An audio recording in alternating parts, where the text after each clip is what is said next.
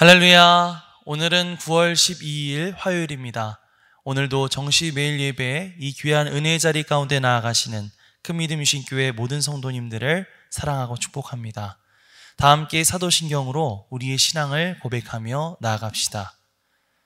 전능하사 천지를 만드신 하나님 아버지를 내가 믿사오며 그 외아들 우리 주 예수 그리스도를 믿사오니 이는 성령으로 잉태하사 동정녀 마리아에게 나시고 본디오 빌라도에게 고난을 받으사 십자가에 못 박혀 죽으시고 장사한 지 사흘 만에 죽은 자 가운데서 다시 살아나시며 하늘에 오르사 전능하신 하나님 우편에 앉아 계시다가 저리로서 산자와 죽은 자를 심판하러 오시리라. 성령을 믿사오며 거룩한 공회와 성도가 서로 교통하는 것과 죄를 사하여 주시는 것과 몸이 다시 사는 것과 영원히 사는 것을 믿사옵나이다. 아멘. 다 함께 찬송가 488장 찬양하겠습니다.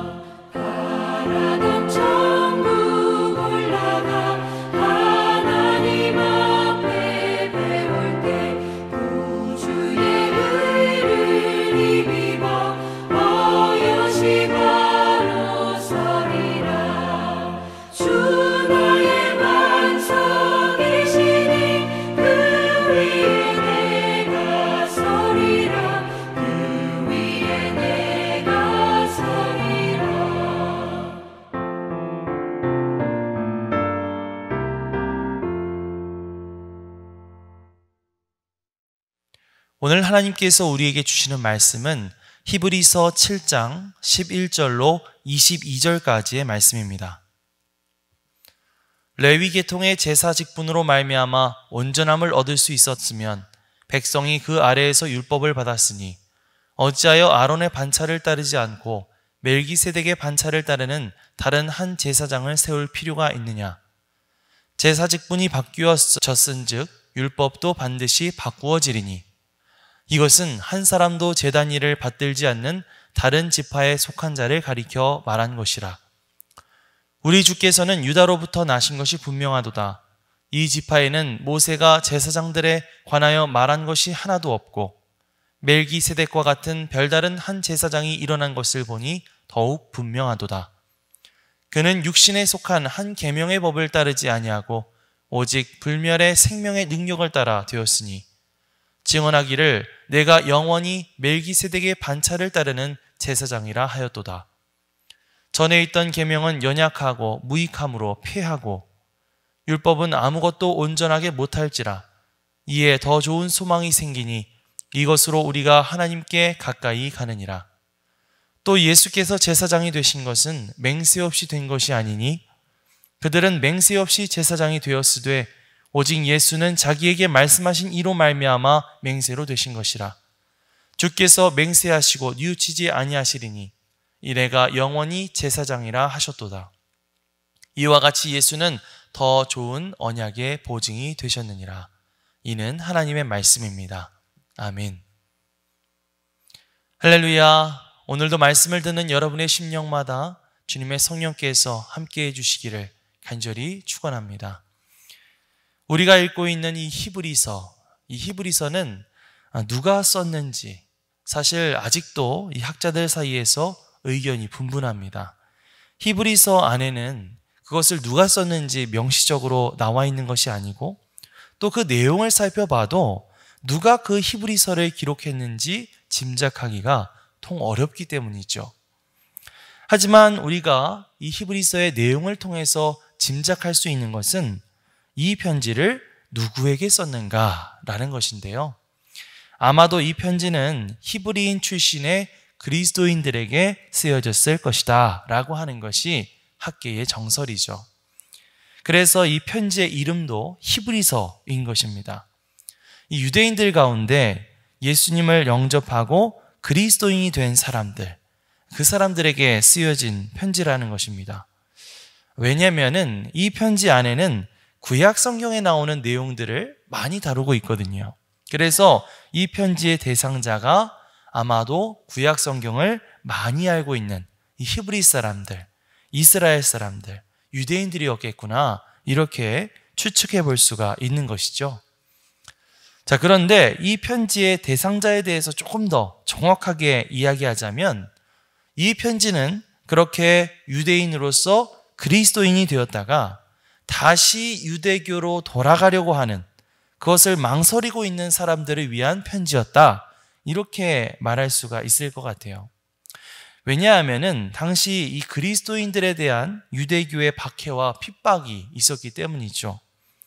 우리가 사도행전 말씀만 살펴봐도 베드로와 요한이 예수님을 전하다가 붙잡혀서 엄한 신문을 받게 되고 또 스데반이 예수님을 전하다가 돌에 맞아 죽게 되죠.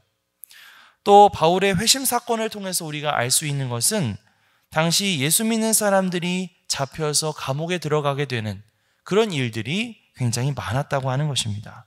그러다 보니까 아마 이 초대교회 교인들 가운데서 여러 가지 현실과 어려운 여건들을 만나게 되면서 다시 그들이 처음에 믿었던 종교인 유대교로 돌아가려고 하는 사람들이 생겨나게 되었다는 겁니다.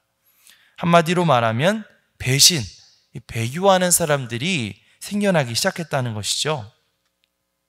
그래서 이 히브리서는 누구에게 쓰여졌는가?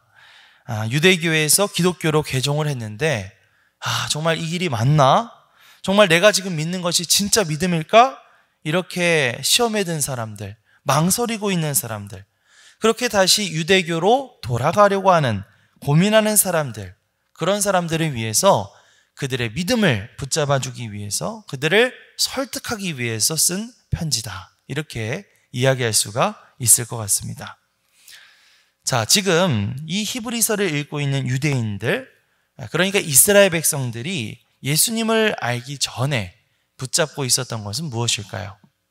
그것은 바로 하나님의 율법이었죠.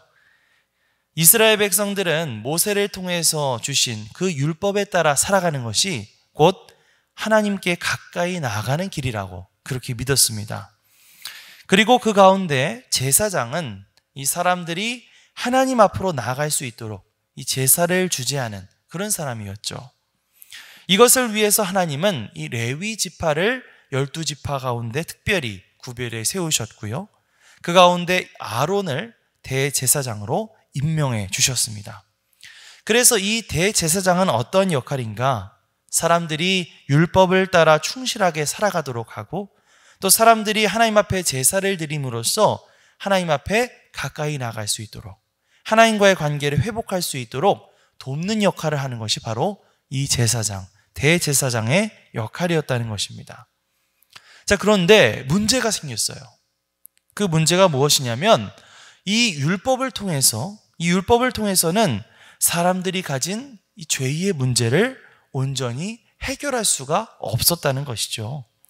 율법은 단지 하나님 앞에서 사람이 얼마나 많은 죄를 짓고 살아가는 사람들인지, 사람의 이 죄성을 깨닫게 하는 그 역할을 수행할 수는 있지만, 이 율법을 통해서는 누구도 이 온전한 사람이 될 수가 없었다는 것이고, 또 죄의 문제를 결코 해결할 수 없었다는 것입니다. 다시 말하면 이 율법으로는 구원을 얻을 수가 없었다고 하는 것이죠. 그래서 히브리서 저자는 하나님께서 그들을 위해서 보내신 새로운 제사장에 대한 이야기를 하고 있습니다. 그는 바로 어제와 오늘 우리가 이 정시매일 예배를 통해서 읽었던 멜기세덱이라고 하는 그런 제사장이죠. 여기서 잠깐 이 멜기세덱에 대해서 다루기 위해서 어제 읽었던 내용을 잠깐 복습해 보겠습니다. 이 멜기세덱이라고 하는 제사장은요, 창세기 14장에서 아브라함 시대에 등장했던 제사장이죠. 그는 살렘의 왕이며 지극히 높으신 하나님의 제사장으로 의의 왕이자 평강의 왕이었다, 이렇게 말하고 있어요. 이 멜기세덱은 아브라함이 가진 노략물의 11조를 받게 되었고, 그리고 아브라함을 축복해준 아주 대단한 사람이었죠. 히브리서의 저자는 바로 이 멜기세덱과 같이 새롭게 등장하게 된 제사장이 있다. 이 멜기세덱과 같은 그런 하나님의 제사장이 있는데 그것이 바로 우리가 믿는 예수 그리스도시다, 이렇게 이야기하고 있습니다. 오늘 우리가 읽은 15절에서 17절 말씀 함께 보겠습니다. 멜기세덱과 같은 별다른 한 제사장이 일어난 것을 보니 더욱 분명하도다. 그는 육신에 속한 한 계명의 법을 따르지 아니하고 오직 불멸의 생명의 능력을 따라 되었으니 증언하기를 내가 영원히 멜기세덱의 반차를 따르는 제사장이라 하였도다. 아멘. 자, 이 멜기세덱과 같은 새로운 제사장의 등장은 이 기존의 이스라엘 백성들이 가지고 있었던 이 제사 직분의 패러다임을 바꾸는 아주 혁명적인 선포였죠. 기존의 제사장들은 이 계명을 따라서, 율법을 따라서 세워진 그런 제사장들이었습니다. 그러다 보니까 이들은 한계가 있는 사람들이었고, 또 그 율법의 기능을 따라서 우리를 정죄하는 일밖에 하지 못하는 그런 한계가 있는 제사장들이었죠. 그런데 이렇게 새롭게 세워진 멜기세덱과 같은 제사장은 어떤 제사장이에요? 불멸의 생명의 능력을 따라 세워진 제사장이다, 이렇게 말하고 있죠. 다시 말하면 이 예수 그리스도는 어떠한 제사장이신가? 생명의 능력을 따라 세워진 제사장이시다. 우리는 생명의 제사장 되시는 예수 그리스도를 통해서 진짜 하나님의 생명을 얻을 수가 있는 것이다. 그러니 형제들아, 다시 유대교로 돌아가지 말아라. 너희를 정죄하기만 할 뿐 너희에게 진정한 생명을 주지 못하는 그 율법의 세계로 다시 돌아가지 말아라. 생명의 제사장 되시는 예수 그리스도께 머물러 있어라. 지금 히브리서 저자는 강력하게 권면하고 있는 것입니다. 자, 그렇습니다. 우리는 이제 우리를 정죄하는 율법 아래 살아가는 사람들이 아닙니다. 우리가 생명의 제사장 되시는 예수 그리스도를 믿게 되면 우리는 우리의 과거나 우리의 성품, 우리의 어떤 학력이나 재력, 사회적인 지위에 상관없이 생명을 얻게 되는 존재가 되는 줄 믿습니다. 율법을 따라 살아가야 했을 때 우리는 늘 정죄받고 늘 죄인일 수밖에 없는 그런 안타까운 존재였지만, 우리가 예수 그리스도 안에 있게 될 때에 우리는 사랑받고 받아들여지고 인정받고 감사가 넘치는 그런 존재가 될 수 있는 줄 믿습니다. 다만 우리가 경계해야 될 것이 있겠죠. 그리스도인이었다가 다시 유대교로 돌아가려고 했던 당시 어떤 사람들처럼 우리가 예수 그리스도로 인한 이 은혜의 법 아래 살아가고 있는 사람들이지만, 자꾸만 율법 아래 살아가고 있는 사람들처럼 자꾸 내 자신을 정죄하게 되고 또 다른 사람들을 정죄하게 되면서 그렇게 나의 영혼을 갉아먹고 또 다른 이웃의 영혼을 갉아먹는 그런 안타까운 불상사가 일어나지 않도록 주의해야 할 줄 믿습니다. 그러므로 이제 그리스도 예수 안에 있는 자에게는 결코 정죄함이 없나니 이는 그리스도 예수 안에 있는 생명의 성령의 법이 죄와 사망의 법에서 너를 해방하였음이라 이렇게 말씀하고 있죠. 우리가 이 말씀을 기억하면서 예수 그리스도의 십자가의 은혜로 이제 나는 생명의 법 아래 살아가는 사람들이다. 내 안에는 이젠 더 이상 정죄함과 근심의 마음이 깃들여져 있는 것이 아니라 내 안에는 자유와 기쁨이 흘러 넘친다. 나는 다시 돌아갈 수 없다. 우리가 이렇게 당당히 선포할 수 있는 저와 여러분들이 되시기를 주님의 이름으로 간절히 축원합니다. 그것에 대해서 히브리서 저자는 다음과 같이 이렇게 설명하고 있는데요. 19절 말씀을 함께 볼까요?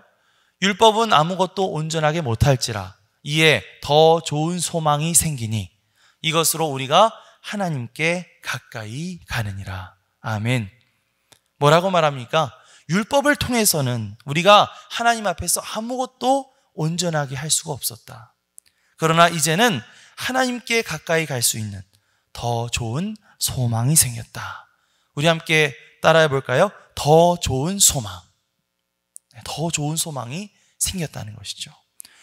이어서 22절 말씀도 함께 보겠습니다. 이와 같이 예수는 더 좋은 언약의 보증이 되셨느니라. 아멘. 기존에 그들이 알고 있었던 그 언약, 그 율법의 언약보다 이제는 더 좋은 언약을 보증받게 되었다. 그것은 바로 어떤 언약일까요? 사랑의 언약. 아멘. 복의 언약, 생명의 언약.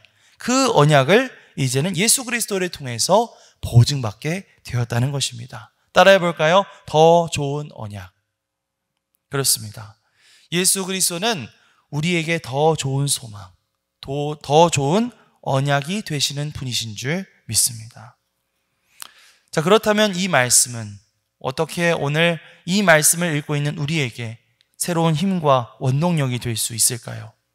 사람은요, 누구나 자기가 소망하는 게 있고 그 소망을 이루기 위해서 자기 자신만의 어떤 약속을 만들어 놓고 살아가죠. 그러나 그 소망이 무엇이든, 내가 그동안 어떠한 소망과 희망을 품고 살아갔든, 또 그 희망을 위해서 내가 어떠한 약속을 붙잡고 살아갔든, 이제는 예수 그리스도께서 우리에게 더 좋은 소망이 되시고, 예수 그리스도께서 우리에게 더 좋은 언약의 보증인이 되신다는 사실을 우리가 늘 기억하며 살아갔으면 좋겠습니다. 그렇게 오늘도 더 좋은 소망이 되시는 주님, 더 좋은 언약이 되시는 예수님, 우리가 그 주님을 붙잡고 우리가 그 안에서 진정한 인생의 기쁨과 행복을 발견하며 살아가는 그런 오늘 하루가 되기를, 그런 저와 여러분들이 되시기를 주님의 이름으로 간절히 축원합니다. 아멘. 기도하겠습니다. 하나님 감사합니다. 율법을 통해서 우리는 소망을 얻을 수 없었지만 새로운 대제사장이 되시는 예수 그리스도를 통해서 우리는 생명의 법, 은혜의 법 아래 살아갈 수 있게 되었음을 믿고 감사를 드립니다. 이제는 우리에게 더 좋은 소망, 더 좋은 언약이 되시는 예수 그리스도, 그분을 굳게 붙들고 우리가 다시 세상으로 돌아가지 않게 하여 주옵소서. 주님께서 주시는 진정한 행복과 기쁨이 무엇인지 발견할 수 있는 그런 오늘 하루가 되게 하여 주시옵소서. 감사드리며 예수 그리스도의 이름으로 기도드립니다. 아멘. 하늘에 계신 우리 아버지여, 이름이 거룩히 여김을 받으시오며 나라가 임하시오며 뜻이 하늘에서 이루어진 것 같이 땅에서도 이루어지이다. 오늘 우리에게 일용할 양식을 주시옵고 우리가 우리에게 죄 지은 자를 사하여 준 것 같이 우리 죄를 사하여 주시옵고 우리를 시험에 들게 하지 마시옵고 다만 악에서 구하시옵소서. 나라와 권세와 영광이 아버지께 영원히 있사옵나이다. 아멘.